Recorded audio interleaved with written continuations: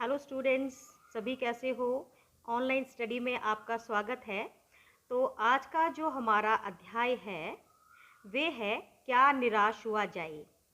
तो बेटा ये एक निबंध है जो कि आचार्य हजारी प्रसाद द्विवेदी जी द्वारा लिखा गया है। तो सबसे पहले तो जैसे मैं आपको बताती हूँ कि हम जो भी विधा करते हैं साहित्य की, मैं उसके बारे में पहले आपको बताती हूँ। तो अब ये क्या है बेटा, एक निबंध है। तो निबंध क्या होता है सबसे पहले आपको यही पता होना चाहिए। तो निबंध में क्या होता है बेटा कि यह नपे तुले शब्दों में जब साहित्यकार किसी एक विषय पर ही बात करता है और उसको पढ़ने पर जब पाठक के मन में कोई सवाल जो है वो बाकी ना रहे तो वो अपने आप में कंप्लीट निबंध जो है वो माना जाता है। यानी कि नपे तुले सिलेक्टेड शब्दों में किसी विषय को क्लियर करना, उसका आशय स्पष्ट कर देना सभी एंगल से, इसे हम निबंध कहते हैं। ठीक है बेटा, तो इसका जो पहला प्रश्न है वे ये है कि लेखक ने स्वीकार किया है कि लोगों ने उन्हें भी धोखा दिया है, फिर भी वे निराश नहीं हैं। आपके विचार से इस बात का क्या कारण हो सकता है। अब इस चैप्टर में बेटा जो इन्होंने कंटेंट लिया है वो क्या है कि क्या निराश हुआ जाए। देखिए बेटा, हम सभी जानते हैं कि आज के समय में भ्रष्टाचार, बेईमानी, छीना झपटी, मार काट इतनी बढ़ गई है कि हमें हर तरफ जो है बुराई नज़र आती है। ठीक है, और लोग हमें धोखा भी दे जाते हैं, कई बार तो अपने सगे भी धोखा दे जाते हैं। तो लेखक भी इन बातों से जो है अनभिज्ञ नहीं है, लेकिन वो कहता है कि लेखक को भी कई बार खुद से भी धोखा मिला है, लेखक को भी धोखा हुआ है कई बार। तो वो कहता है लेकिन फिर भी मैं निराश नहीं हूँ। कहता है अगर मैं सिर्फ उस धोखे के बारे में सोचता रहूँगा तो मैं जीवन में आगे नहीं बढ़ सकूँगा। अगर मुझे किसी ने धोखा दिया है तो उन लोगों की भी कमी नहीं है जिन्होंने अकारण बिना किसी स्वार्थ के मेरी मदद भी की है। ठीक है बेटा, तो लेखक बस यही कहना चाहता है कि हमें दुनिया में सिर्फ बुराई नहीं देखनी चाहिए, हमें अच्छाई को देखकर आगे बढ़ जाना चाहिए। ठीक है, तो ये आपके प्रश्न का जवाब है। आपका अगला प्रश्न है बेटा कि लेखक ने अपने, अच्छा ये प्रश्न नहीं है, प्रश्न आपका यह है बेटा, दोषों का पर्दाफाश करना कब बुरा रूप ले सकता है। तो देखिए, दोषों का पर्दाफाश करना बेटा है तो बहुत अच्छी बात, किसी के दोषों को आगे लेके आना, लेकिन वो तब बुरा हो जाता है जब हम किसी के बारे में गलत पक्ष पर जब हम गलत चर्चा कर बैठते हैं और उसका जो असर है वो समाज पर पड़ता है, समाज में जब दंगे हो जाते हैं तब किसी का पर्दाफाश करना जो है वो बुरा रूप ले लेता है। अगला प्रश्न है आपका, आजकल के बहुत से समाचार पत्र या समाचार चैनल दोषों का पर्दाफाश कर रहे हैं।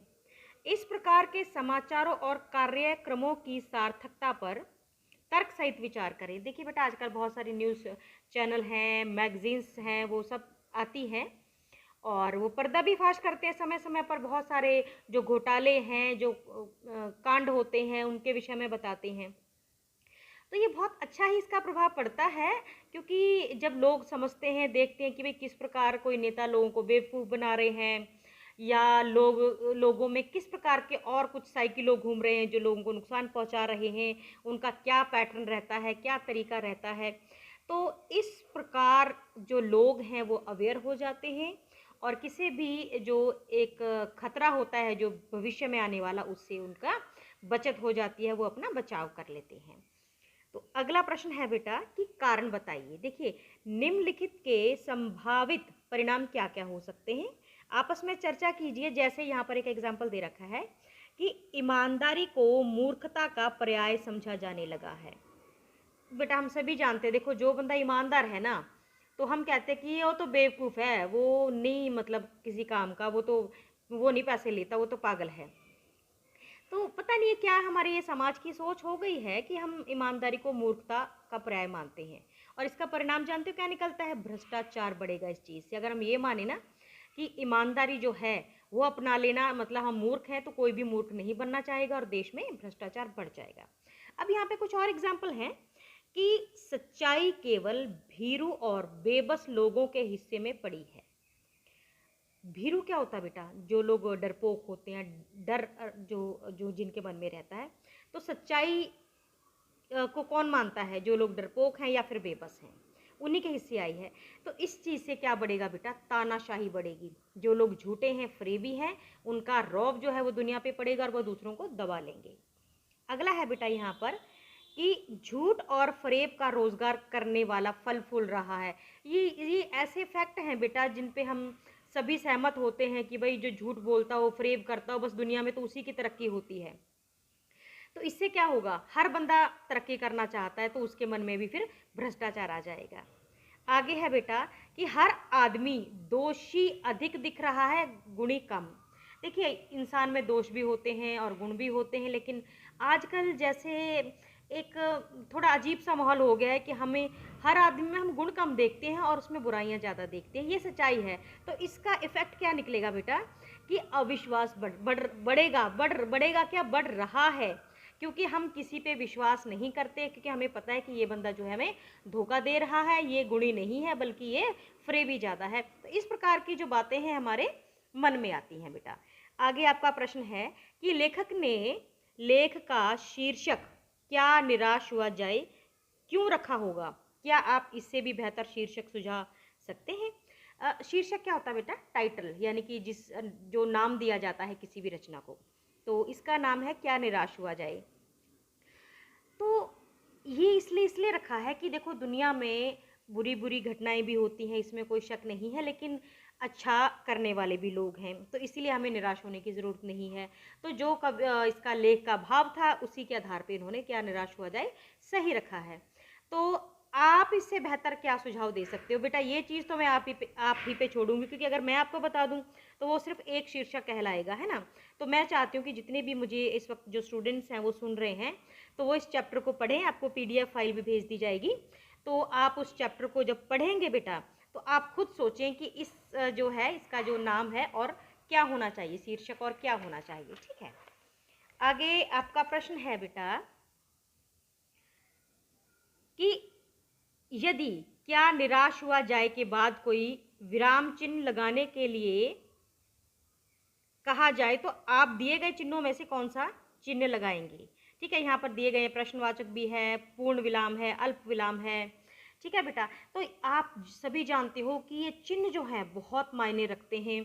ये सेंटेंस का मतलब ही बदल देते हैं। जैसे कि आपने खाना खा लिया, ठीक है, मतलब खा लिया। अगर पूर्ण विराम लगा दिया, अगर क्वेश्चन मार्क लगा दिए, तो आपने खाना खा लिया, मतलब आप पूछ रहे हो। तो ये जो चीज़ें हैं, ये जो चिन्ह हैं, बड़े अपने आप में बड़ा महत्व रखते हैं।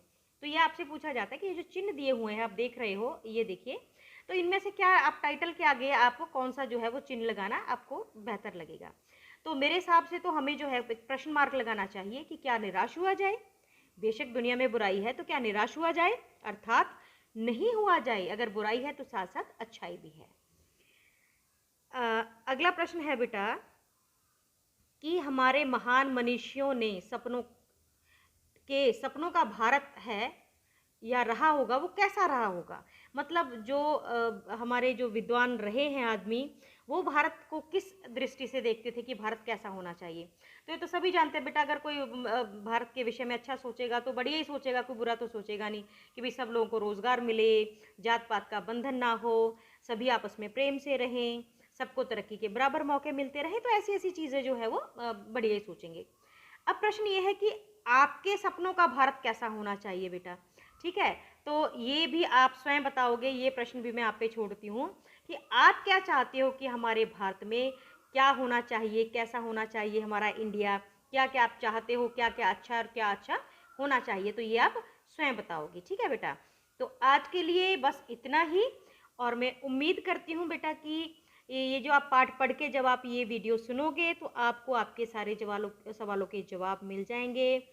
आप क्लियर हो जाओगे सभी क्वेश्चंस के लिए। और फिर जब आपको सब समझ आ जाता है, उसके बाद आपने यही प्रश्न अपनी फेयर कॉपी पे करने हैं। और यदि आपको कोई समस्या आती है तो आप मुझसे पूछ सकते हैं। Thank you so much.